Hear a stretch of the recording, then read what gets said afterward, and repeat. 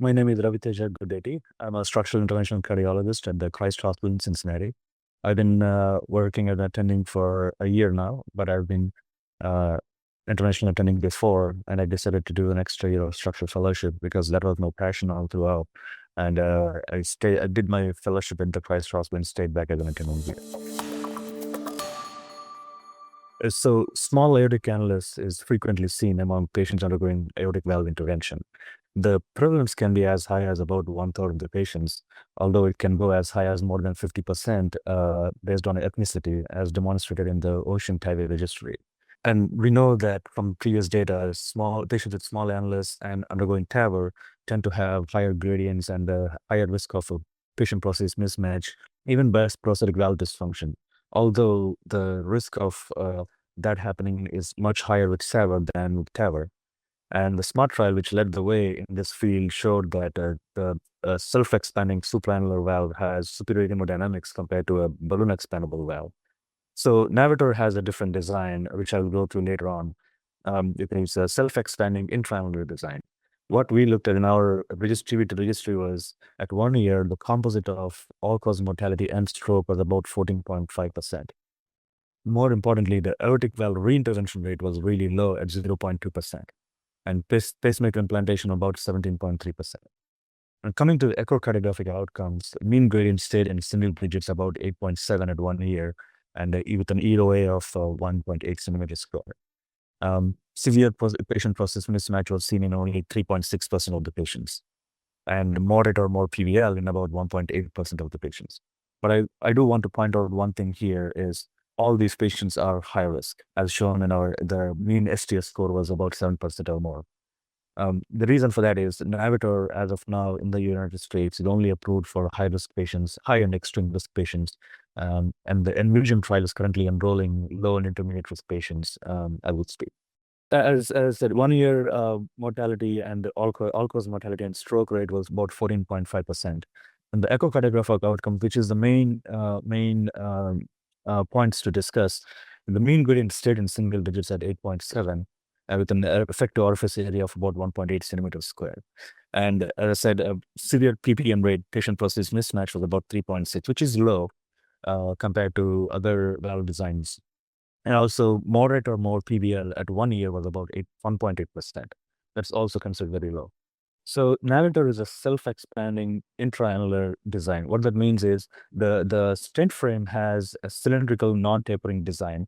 What it means is the inflow is equal to the outflow. The 23 millimeter valve has an equal inflow and an equal outflow.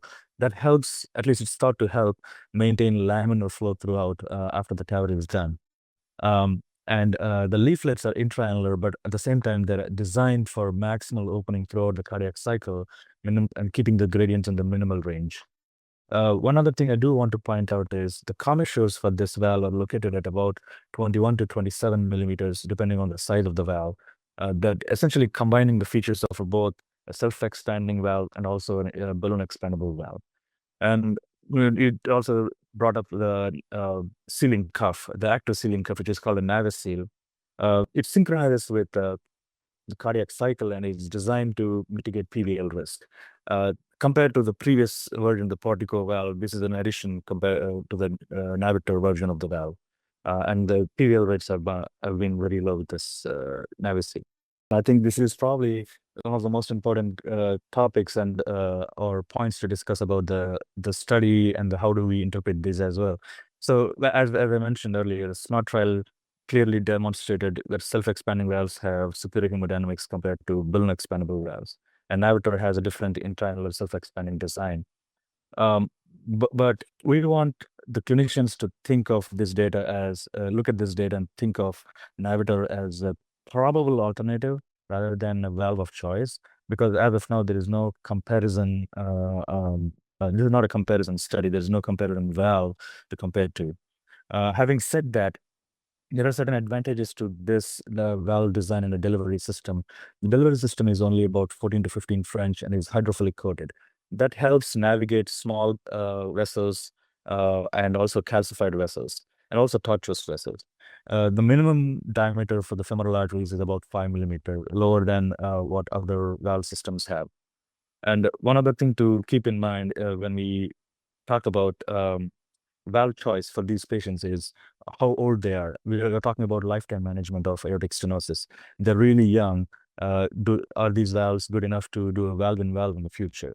The good thing about Navitor is it has the lowest neoskirt height for any self-expanding valve. Although the data is currently lacking for valve redo TAVR with Navitor as the index TAVR valve. If you were to do another valve inside the Navitor, it should be easier because it has the lowest neoskirt height. Honestly speaking, the way we deploy the Navitor valve in these small aortic annulus patients is no different from the way we do it in a regular annulus or a larger annulus patients. The reason, but one thing to keep in mind is we always do pre-BAV for these patients. Although Navitor the stent frame has good radial force, it's not as strong as a balloon expandable valve. So we want to do BAV to give the maximum stent expansion for these patients. And number two is sizing. The sizing can vary between 10 to 15%, although 20% is usually the highest range, highest limit for 35 millimeter Navitor valve, although none of our patients in this study had a 35 millimeter valve. Usually keep it to 10 to 15%. And thankfully, the Navitor Vision valve has depth markers, which help us to precisely determine how deep we land the valve. You usually keep it to 2 to 4 millimeters depth, not more than that. Oh, definitely, our study has some limitations.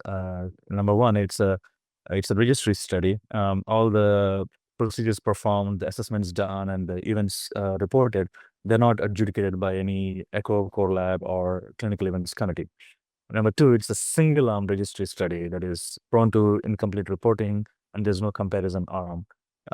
Although we cannot make any definitive conclusions, we can try to draw some parallel comparisons to the existing data we have. And all the data, bioprosthetic valve dysfunction, patient process mismatch, severe patient process mismatch, PVL rates, and also gradients were comparable to the SMART trial data.